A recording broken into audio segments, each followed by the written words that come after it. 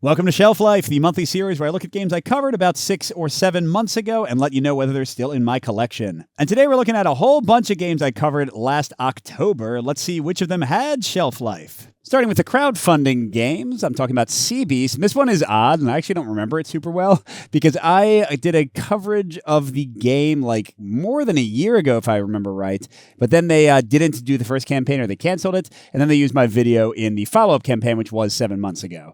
So yeah, I don't remember loving the game. I thought it was okay. Like, I liked the concept of it, but it didn't seem to be as exciting as I wanted it to be when you actually played. But I'm glad the campaign did pretty well and was successful the second time. So that is Sea Beast. Oh, and weird. Here's another one that's sort of a failed launch and then tried again. Zeroday.exe. I think it did do better in its second launch. I found the card play here pretty cool for this kind of cyberpunk-ish dungeon crawler. There's some nice variety in the deck building. There's some good cooperation. The combat's interesting. All that being said, it's not like a top game for me. It didn't necessarily excite me, but I am glad that it was successful, and I would be happy to play this one again more than Sea Beast. That's Zeroday.exe. Next is Onoda, which is a solo game based on a real kind of controversial historical period where a Japanese soldier continued fighting what he thought was World War II way after it's ended. If you can get past the kind of odd theme, I think the gameplay for this one is pretty solid. I would say I'm more confident about this one than the other two I already mentioned. I'm not sure if the replay is going to be amazing, but it's decent. Certainly it is a tense game. So yeah, Onoda, pretty good. And this one did not need a second campaign. I think it crowdfunded pretty successfully. And the last one in the crowdfunding corner is the biggest disappointment because it's the only game that did not crowdfund successfully, even on a second try. Well, they haven't made a second try. This is Heist, or God's Heist. This is from Triton Noir that does V Sabotage in the Assassin's Creed game, and I like those games fine, but I think I like the stealth system in this one better. It has one of the coolest action card play systems I've ever seen. And yeah, I don't know if the game will ever exist, so definitely kind of sad for me. But yeah, that's God's Heist. Hopefully they give it another try, but I don't know if they will. But getting to the release games, first is Avatar, The Last Airbender, Aang's Destiny. This is a redo or sort of re-theme of the old Harry Potter deck building game, and then they also made, I think, a Toy Story version. And I thought this was okay. It improved on the Harry Potter formula in some ways, actually made the game slightly worse in others. I think if you like Avatar, it's a lot of fun, or if you just want kind of a straightforward deck builder you can play with your family. But I do think it has some pretty serious flaws that would need to be house ruled for me to want to play it for a long time, so this was a call. Next is Mass Effect Priority Hagalas, a quick campaign game in the Mass Effect universe that has a dice activation system. I found this one pretty frustrating, like the enemies spawn in kind of weird ways, the rules weren't very clear, the replay is not great because you kind of level up in similar ways each time. For a similar game, I much prefer the Mandalorian Adventures, but Mass Effect is okay. I think if you're a big fan of the series, you might enjoy it, but it was another call for me. Next up is Dieson Crusoe. This one's another call, sadly, even though I actually really enjoy this one. I think the rondelle mechanic and kind of the basic survival stuff is really fun. It's just if I'm going to play a fairly quick survival game, I prefer Paleo. That's still my favorite one in that genre. But this one is great. I'd rather play this than like the Big Daddy Robinson Crusoe, for example. But yes, Dieson Crusoe was a call as well. Next, we have Deep Rock Galactic. And this is one that I originally did not want to keep, but they sent me the Biome and Space Rig expansions. And with those, I think the game is a ton of fun.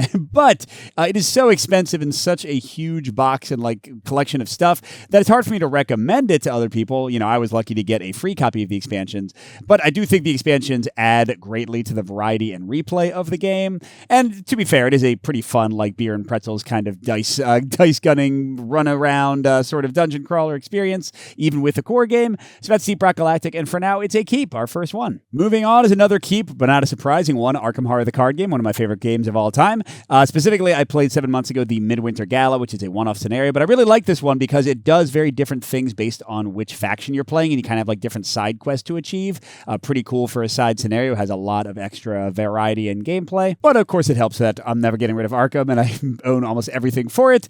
So yeah, this is definitely a keep as always. And another keep, one of my top games of last year, and now nominated for the Spiel des Jahres, or the Kenner Spiel, one of them, is Bomb Busters. Absolutely love this game. Great cooperation, huge variety in the different scenarios. Awesome and exciting tension every time you play. Appropriate for families and serious gamers as well. Just a great one. I definitely recommend this to everybody. That is Bomb Busters, another keep. And man, we had a good run of games this month. There's another keep, Tranquility, the Ascent. I love this one, just for like a quick game to pull out and play with casual people. My family likes it. I like it for solo. I do prefer it more. I prefer it over the original Tranquility. I think kind of the building up thing and the flexibility of where you put your rows of cards is a lot of fun.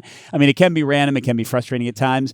And it also has great modules, I should say, like really thematic, interesting modules that complicate the gameplay. This one is great. Another keep, Tranquility, the Ascent. But we got to get back to another call, don't we? Here's Treacher Caravan. This is from Red Raven. This is kind of a tableau builder mixed with a dice placement game, and I found it fine. I think for competitive, it was okay and kind of interesting. I found the solo mode very not cool, like not that interesting, not that engaging. I'm still not sure if I was playing the rules correctly because there were some kind of weird odd points, but no one tells me I was way off for them. But yeah, so this game didn't grab my interest much. I don't like it as much as Red Raven's other ones. That's Creature Caravan, and that's a call. And almost done. There's another month where I covered a lot of games. Thorgal, the board game. This one is a keep, which I'm sure is just making some of you growl because I totally messed up your bracket.